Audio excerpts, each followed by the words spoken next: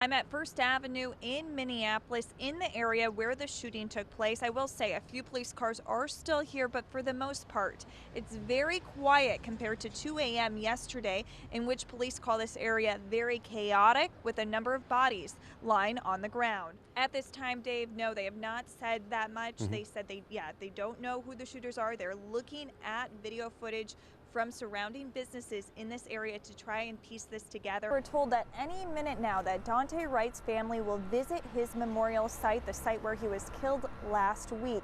And over the past few hours, we've seen people calling for change both here in Brooklyn Center and in Minneapolis. As of right now, no curfew has been set for tonight in Brooklyn Center. However, that could change like we saw last night with that emergency curfew being issued at 11 p.m. The city of Champlin has a curfew in effect from 11 to 4 a.m. Sunday. Right behind me at the corner of 18th Avenue and Lake Street, a vigil's underway for Yadira Ramiro Martinez. You can see everyone gathering with balloons. By taking a look at this tree, that's where the car hit the tree, taking the bark off. I reached out to several schools around the state, and many were unable to give me a definitive answer about whether or not they would be requiring COVID vaccinations this fall. As Chris was mentioning, over 150 shell casings were recovered from all three crime scenes. That includes 108 casings that were found on that home on Selby Avenue where that house party took place. Protesters gathered outside of the governor's mansion calling for an end to Operation Safety Net and justice for Daunte Wright's family. Punchbowl Social will reopen their doors. They open at 4 o'clock today, and you know I will be back here bowling and doing my favorite skee ball. Ooh, big skee ball fan. Look at the things we learn about our coworkers. Feeling of relief for families as parents and students were reunited. Hanna Conway talked with some of those families, and she joins us now live. Hanna?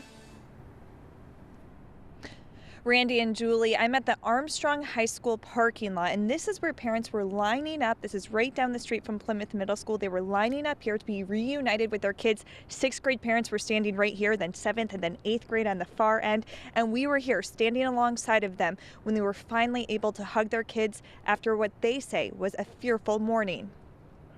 We found out from Facebook and our kids texting us, so that was tough. I got a call from a random number at 8:45 that there was a shooting. It was my son. Plymouth Middle School parents waited anxiously for answers and to see their kids following a shooting at the school. I just want to hug them. You're just like sitting there waiting, not able to know anything about them. 8th grade students describing the scene as they ran out of the school. I was thinking a lot of bad things too, like what if I get shot because of running? First I was crying because my brother's still in the school, so I don't know what's going on. One student felt a wave of shock as she witnessed the shooting. He just did it in the air though, so no one got hurt. My brain just went blank. The reunions brought warm hugs, happy tears, and plans for the afternoon. Oh, give him a big hug and ask him wherever he wants to go to lunch, and that's where we're going. Most were not sure about the coming days, but knew they were in it together. We have to have each other's backs, so stick together, keep our kids together, and we'll all get through it. Some parents I spoke with say they are now considering distance learning. One student I spoke with said she would go back to school as long as the shooter wasn't there. Now, the Plymouth Middle School announced later this afternoon that they will move to distance learning for the next 2 days and resume in-person learning on Thursday. In Plymouth, Hanna Conway, KARE 11 News. Thank you, Hanna. The Minnesota DNR is dealing with an incredible sense of loss. One of its own officers, Sarah Grell, died in a car crash on Monday. Hanna Conway talked with some of Grell's friends who say the young mom was amazing and fun-loving. It's really hard to lose somebody like that, you know, in the role that they've played in the last year in the cities and stuff, and the stress that's put on all of their families. It's just made it even more sad. Meadow Kaufeld worked with Sarah through the Department of Natural Resources and just saw her on Saturday. She pulled in that truck and she got out and I was like, hey, I told my daughter, hey, look who it is. As she was walking back to the truck, I just for some reason or other had a moment where I just really thought, what an amazing woman. And such a cool person and such an asset and such a big part of our community. She was everybody's best friend. Sam Carlson had been best friends with Sarah since 2005. We had been hunting and fishing together since we met.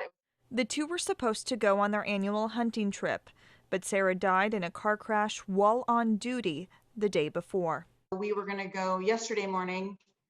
We had plans to meet in Hill City at 9 o'clock. Whether it was turkey hunting or teaching firearm safety courses, Meadow and Sam say Sarah was always positive and a great role model. To lose a woman who's able to hold her own in that position and somebody who's contributed so much to the public safety in our state is many ways a huge loss.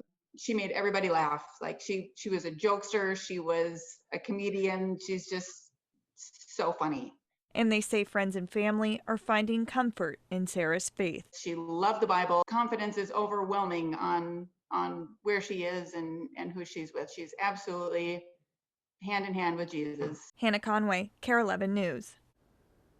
Girl's funeral is this Friday. A GoFundMe has been set up to help her family. It has already raised more than $32,000. If you'd like to donate, we have the link at kare11.com.